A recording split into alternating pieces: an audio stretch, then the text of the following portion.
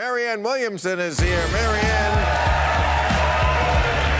Hey, great to see you. How are you? Marianne Williamson, everybody.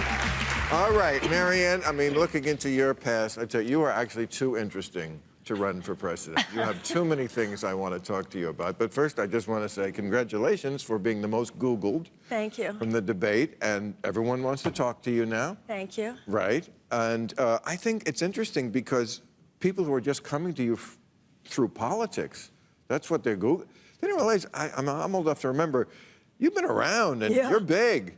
You were Oprah's spiritual advisor. Well, I don't know about that, but she was very generous to me, that's for sure. I know. So, because a lot of your politics does spring from this former life you had, or I guess the life you'll continue if you don't win, is based on, well, this book called A Course in Miracles? Well, my career for the last 35 years, I have given talks based on this set of books called A Course in Miracles, which has been referred to as a self-study program of spiritual psychotherapy. That sounds like Scientology. How can you even say that? No, it just sounds like it. I'm not saying it is. No. I'm just suspicious when all, something is based Scientology- on one book. That always worries me. But it is a book that is based on universal spiritual themes. It is not a religion. It does not claim any kind of monopoly on truth. Wait. It has no dogma. It has no doctrine. Well. It talks about love and forgiveness. And I think that so many of the people who are students of the Course in Miracles come from all religions and even no religions, people like you. But I read that the author...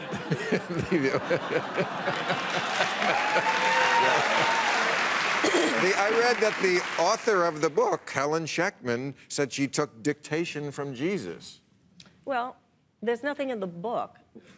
Maybe she did. Maybe she felt that way. The book is not trying to get us... Who would know better than you? This is your whole... I'll tell you what, because the book is Did she take dictation from Jesus or not? The book says nothing about that. The book does not try to get us to believe in God. The book does not try to get us to believe in Jesus.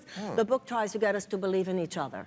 The book is about believing in each other and living with love for one another, which is the experience of a higher power or God as people understand. Well, we can't argue with that. Okay, so one thing I like about you in the debates, I've said this before on the show. There was only one thing? There was a couple. No, one thing that is about all issues, you always go to the root of things. I love that. You know, everybody else is talking surface. Right. And you say, what about, immigration? But let's talk about why they're coming here, about the drug war in those countries. Right. That's why they're... Right. And health. You know, you and I are simpatico on health. I did mention that on the show last time. Thank you. What you say is what I have always said. We're never going to fix this health care crisis because we don't ask about why are people so sick. Doctors don't ask you what you eat. Well, our current politics, our current political establishment, what I call yada, yada, yada politics, is based in 20th century thinking. This is now the 21st century. In the 21st century mindset, we have a far more whole person, holistic understanding of things. We understand that there's effect, but there's also cause. There's external symptoms, but there's also how people feel, what people think. There are underlying forces and dynamics in people's lives that must be addressed if we are to transform one life. And all that a nation is a group of individuals. So those same processes, those same factors must be addressed if we're to change the country. So there's a 21st century political conversation that the old establishment doesn't seem to understand, but what's most dangerous now doesn't seem to be open to. And that must change or we will not beat Trump and we will not bring forth a future that we want for our country. With just the health issue, again, the greed of the pharmaceutical companies. Yes. The food companies. Right. The environment. Right. All the toxicity and the chemicals. This is why people are so sick. But they're not going to fix this unless you get to that. Why are they sick?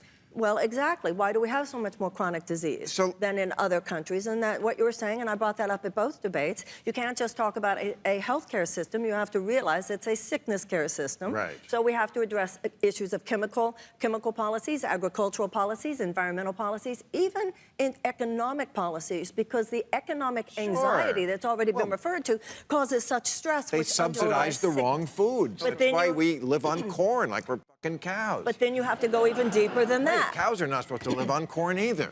That's true, too. So I want to ask you about mental health, because this was a, yes?